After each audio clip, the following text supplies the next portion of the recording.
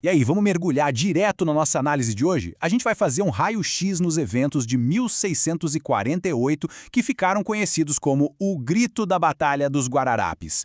Gente, foi exatamente lá, nos Montes Guararapes, que o destino do Brasil se decidiu. Imagina só, forças formadas por portugueses, indígenas e negros bateram de frente com um todo-poderoso exército holandês e, incrivelmente, colocaram os caras para correr, deixaram centenas de mortos no campo de batalha. É literalmente o começo do fim do domínio holandês lá em Pernambuco. É um daqueles momentos raros da história com um roteiro impecável de superação, sabe? Onde o impossível simplesmente acontece. Mas aí fica aquela pulga atrás da orelha. Como uma coalizão super improvável com muito menos gente e bem menos armamento conseguiu derrotar um dos impérios europeus mais formidáveis da época? O que é fascinante aqui é a pura assimetria da coisa. A gente está falando de uma vitória luso-brasileira que, olha, rasgou completamente a lógica militar e botou a gigante máquina de guerra holandesa em fuga.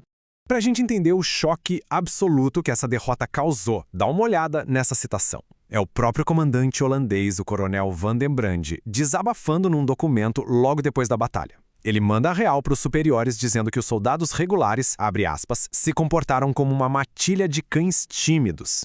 Caramba, né? Ter um líder militar europeu descrevendo a própria tropa de elite desse jeito, isso entrega muito o tamanho do desastre que eles viveram ali. O domínio holandês. Bom, voltando um pouquinho para 1648, a ameaça estava no pico. O Império Holandês montou uma força expedicionária de elite para esmagar a resistência local de uma vez por todas. O general von Schop estava lá liderando um bando de mercenários europeus armados até os dentes. Eram tropas super veteranas, prontas para varrer a oposição no mapa e manter a Companhia das Índias Ocidentais com o controle absoluto de Pernambuco. A força da resistência. O cenário aqui é aquela clássica história de Davi contra Golias, sem nenhum exagero. De um lado, a gente tem o exército holandês com 5 regimentos impecáveis, mercenários de elite. Do outro, os defensores luso-brasileiros. Eram mais ou menos 2.200 pessoas completamente exaustas, lutando ali como voluntárias no próprio quintal. A desvantagem, tanto em número de pessoas quanto de armas, era gigantesca, sem dúvida nenhuma.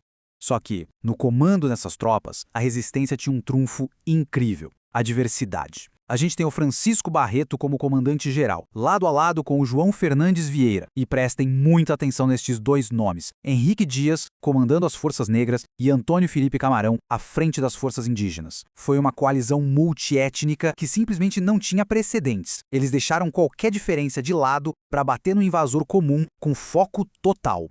O campo de batalha. E a escolha do palco para isso não foi sorte, tá? Os Montes Guararapes eram uma faixa de terra super estreita, ali espremida entre colinas altas e pântanos que não dava para atravessar. O Francisco Barreto escolheu esse terreno super traiçoeiro de propósito. Obrigando o combate a acontecer num funil desse, ele simplesmente anulou a vantagem numérica dos holandeses, porque eles não conseguiam usar toda a força de uma vez só. Em conflitos tão desiguais assim, a geografia é sempre a melhor amiga de quem tem menos recursos. Genial. O choque nos Guararapes. Tudo aconteceu no domingo de Páscoa, dia 19 de abril. 7 da manhã, os holandeses começam a marchar. Só uma horinha depois, às 8, a vanguarda topa com a resistência. E o que vem a seguir são 2 horas insanas de artilharia pesada e muita troca de tiros de mosquetes. A coisa esquentou muito rápido, e os defensores, lógico, estavam sob uma pressão absurda, lidando com uma clara desvantagem inicial. Mas aí vem a virada tática de mestre do Barreto. Vendo a pressão, em vez de recuar, ele avança. Ele manda um ataque simultâneo em 3 frentes. O Vieira foi pelo centro, enquanto o Camarão e o Henrique Dias atacaram pelos flancos. O terceiro passo, o golpe final, foi uma investida de corpo a corpo com tudo que eles tinham. Os holandeses foram pegos totalmente de calças curtas naquela passagem apertada. Foram cercados, esmagados, sem nem conseguir reorganizar as linhas de tiro.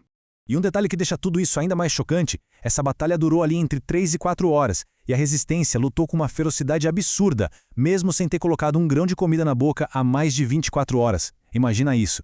Era pura força de vontade, sabe? Aquela urgência visceral de defender a própria terra, falando muito mais alto que a exaustão física do corpo. O custo da guerra. O resultado a gente resume num número: 515.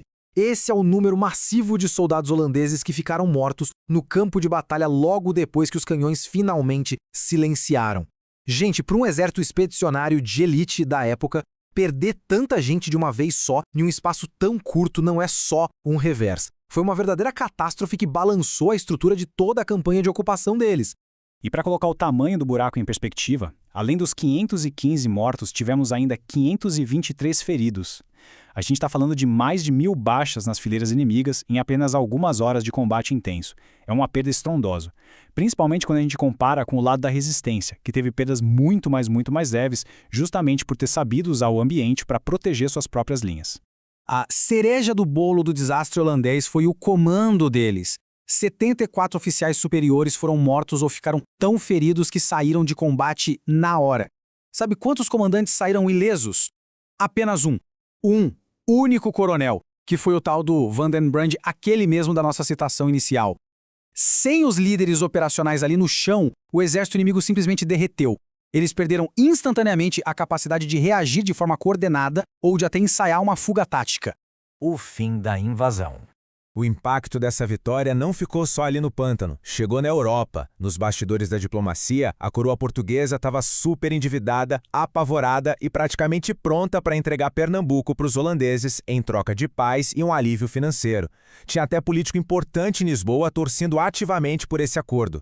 Só que, quando a notícia da esmagadora vitória em Guararapes chegou lá do outro lado do Atlântico, a conversa mudou de direção na mesma hora. A galera local provou de uma vez por todas que a terra podia ser mantida e o Brasil se livrou de ser vendido num balcão de negócios estrangeiro. E assim a gente fecha a nossa explicação de hoje, deixando um pensamento final.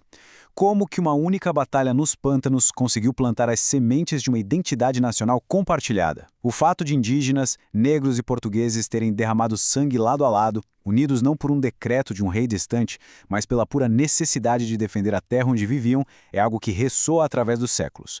Fica a reflexão sobre como alianças que parecem super improváveis acabam forjando os verdadeiros alicerces da nossa história. Fascinante, não é? Até a próxima análise.